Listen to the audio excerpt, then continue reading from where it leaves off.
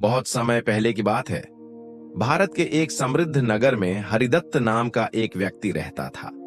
लोग उसे सम्मान से सेठ हरिदत्त कहते थे। उसके पास धन था, प्रतिष्ठा थी, समाज में नाम था। बड़े बड़े गोदाम, व्यापार, नौकर चाकर, सब कुछ था। लेकिन एक चीज नहीं थी, मन की शांति। हरिदत्त हर साल बड़े बड़े दान करता। कभी मंदिर बनवाता, कभी सोना दान करता, कभी सैकड़ों लोगों को भोजन कराता। लोग तालियां बजाते, उसका नाम ऊंची आवाज में लेते। लेकिन रात को जब वह अकेला होता तो उसका मन भारी हो जाता। वह खुद से पूछता, इतना देने के बाद भी मेरे भीतर खालीपन क्यों है? उसकी पत्नी गुजर चुकी थी, संतान नहीं थी और धन के ढेर के बीच वह अकेला था। मकर संक्रांति आई। पूरा नगर उत्सव में डूबा था। घंटियों की आवाज, गंगा के तट पर दीप, पतंगों से भरा आसमान।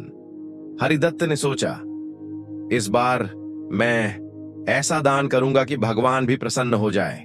उसने घोषणा कर दी, आज मैं अब तक का सबसे बड़ा दान दूंगा। मंदिर के प्रांगण में सोने के सिक्कों की थालियां सजी थीं, नए वस्त्र, अनाज, गायें। ब्राह्मण मंत्र पढ़ रहे थे। लोग हरिदत्त की जय जयकार कर रहे थे।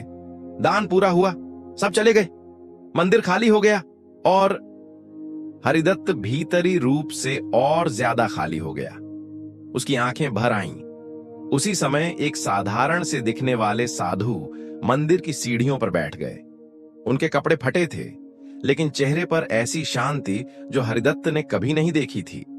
साधु ने धीरे से कहा, वत्स, तुम्हारा दान बहुत बड़ा था, पर तुम्हारा मन बहुत छोटा रह गया। हरिदत्त चौंक गया। पहली बार किसी ने उससे ऐसा कहा था। वह बोला, महाराज, मैंने जीवन भर दान किया है, फिर भी मन रोता क्यों है? साधु ने उसकी आंखों में देखा और कहा, क्योंकि तुमने हमेशा दिखाने के लिए दिया, महसूस करने के लिए नहीं। हरिदत्त की आंखों से आंसू बह निकले। साधु बोले, अगर सच में सबसे बड़ा दान करना है तो कल सूरज उगने से पहले बिना धन, बिना पहचान नगर की गलियों में निकलना और जहां जरूरत दिखे वहां खुद को दे देना। अगली सुबह हरिदत्त साधारण कपड़ों में नगर की ओर निकल पड़ा। कोई उसे पहचान नहीं रहा था। पहली बार वह अमीर नहीं था, वह सिर्फ एक इंसान था। एक कच्ची गली में एक बूढ़ी मां बैठी थी, ठंड से कांपती, आंखों में इंतजार। हरिदत्त ने पूछा, मां, क्या चाहिए? मां बोली, बेटा, सब कुछ था कभी, अब बस कोई बात सुन ले वही काफी है। हरिदत्त वहीं बैठ गया। घंटों मां बोलती रही और पहली बार किसी ने उसे बीच में नहीं टोका। मां रो पड़ी और हरिदत्त भी। आगे बढ़ा तो एक बच्चा मिला जो कूड़े के पास बैठा था। उसकी आंखों में भूख थी, लेकिन मांग नहीं। हरिदत्त के पास पैसे नहीं थे। उसने अपनी पहचान गिरवी रखकर खाना लिया और बच्चे को खिलाया। बच्चा बोला, आज पेट ही नहीं, दिल भी भर गया। शाम को एक अंधा व्यक्ति भीड़ में ठोकरें खा रहा था। हरिदत्त ने उसका हाथ थामा, धीरे धीरे उसे उसके घर तक छोड़ा। व्यक्ति बोला, आज भगवान मेरे हाथ पकड़कर चले। हरिदत्त की आत्मा कांप उठी। रात हुई। हरिदत्त नदी किनारे बैठा।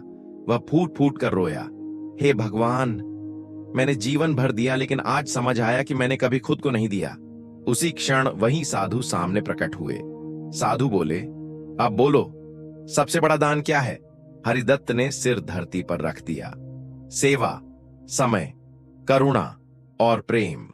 साधु मुस्कुराए, अब तुम्हारा दान भगवान तक पहुंच गया। और साधु अंतर्ध्यान हो गए। उस दिन के बाद हरिदत्त ने अपना जीवन बदल दिया।